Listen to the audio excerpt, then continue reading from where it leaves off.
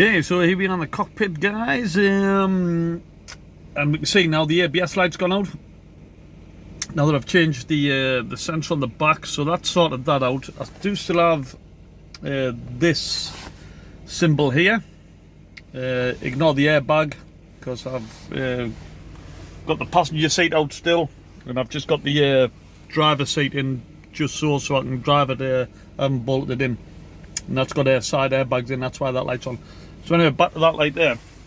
So when I go into VCDS, we can see if I go into ABS, I've still got a fault code pending, which is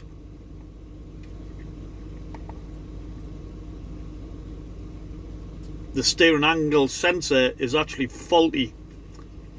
Now, wouldn't like the Mark V Golfs where we basically do recalibration and it resets itself. In this case, it's not. It's the fact that the actual sensor itself is bad. It's duff. So I've still got this loose, by the way, because I've got to send this off to get the pixels sorted. I've still got to get that done. But anyway, the steering angle sensor, I've got to take the steering wheel off and the column, and what's called the squib. Take the squib off, and then another control module, and then underneath that there's the actual speed sensor. Steering sensor determines where your steering wheel is. So I need to get that off and get that replaced.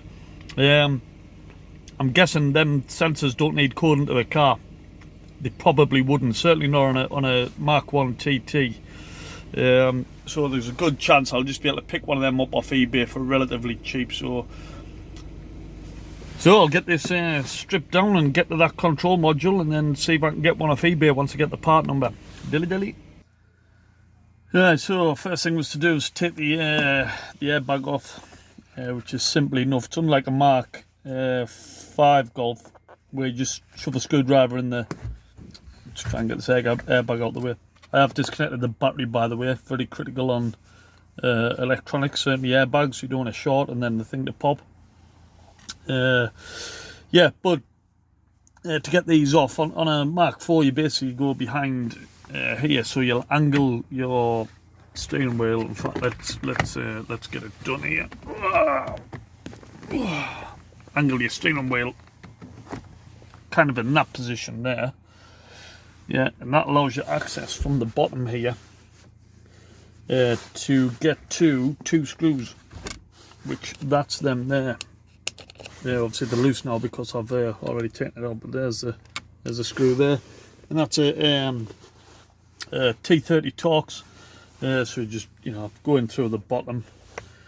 They are angled sort of more towards the centre of the airbag, so they're not like a straight on. So just make sure you get a good grip on that. You can see sort of a bit of an angle there, pointing towards, so it's not straight like that. Yeah, and then spin it. Do the same at the top. Oh, there's a chance you can. I've got my clocks out, so I was able to get in there on the top with mine, which you would be able to if you've got a shorter T30. So that's that. Then just simply undo the connection there. I'm not undoing it from here. I don't need to, because all I'm going to be doing is taking this whole steering wheel off. So my next is to get me star socket in there, put the steering lock on, break this. You can see that it's got the line there, so I'll make sure that I torque it back up to that line basically, so I know it's on tight to spec. And then what you're meant to do then is center punch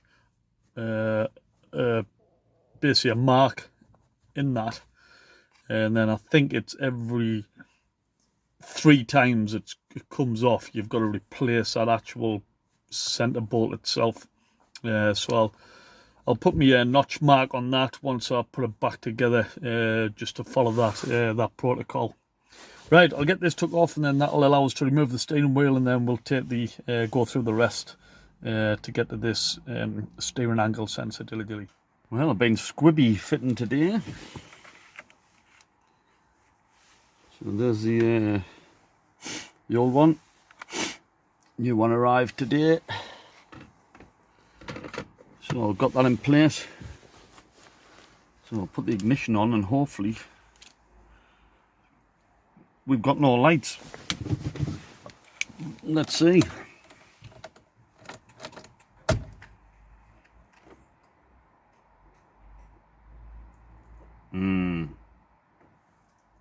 Try starting.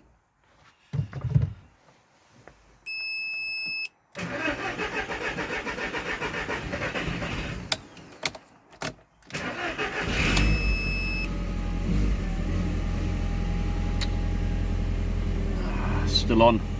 Right, I'll plug in VCDS, see if I just need to delete the fault code, and then hopefully that'll be that. Dilly. Alright then, here we go.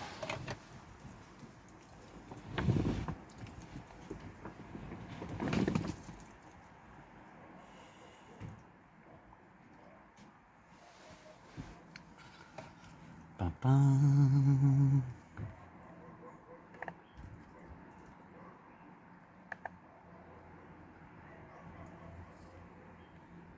It's in the ABS module, I think.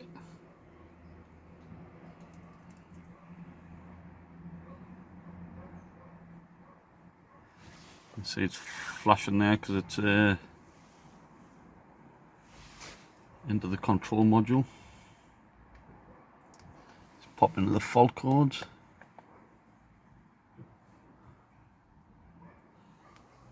Steering angle sensor. No or incorrect adjustment. Faulty or intermittent. Clear. Yes.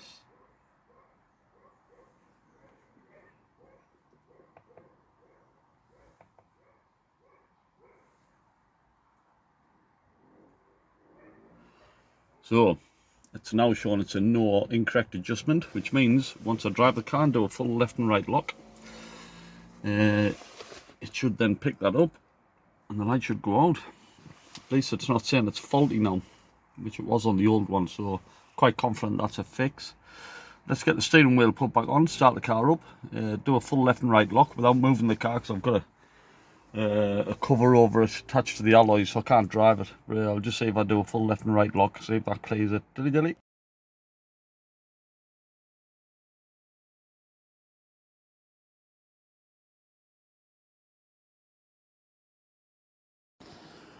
Right, the roof is out. Thank God, that was a pain in the hoop, that like. So this seal here, it goes all the way around, so I've just had to prise that off to there, but at least I'll be able to get it all cleaned off underneath. You can see all the mould on it and shit. Yeah, here's the valleys that get blocked, and we can see that one is. Yeah, that's like a drain tube.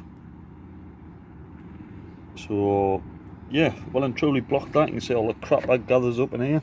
So we'll get that compressed air. Yeah, use the compressed air to clean it out. The other side doesn't look as bad. However, it might be blocked so far down. If I can find out where it's at, there it is. So I'll be able to run water down that and just make sure that does clear. Runs down and comes out the bottom somewhere. Noisy two-stroke there. Yeah, we can see here the control modules. We can see there's water in the bottom there. Yeah, all wet down there. So again, dry all that out, and we can see now why the control modules get wet and basically get corroded and stop working, because the water gets in and destroys them. So I'll get all as I say, get it all dried out in there. The roof needs cleaning, so you can see all the moss on the back.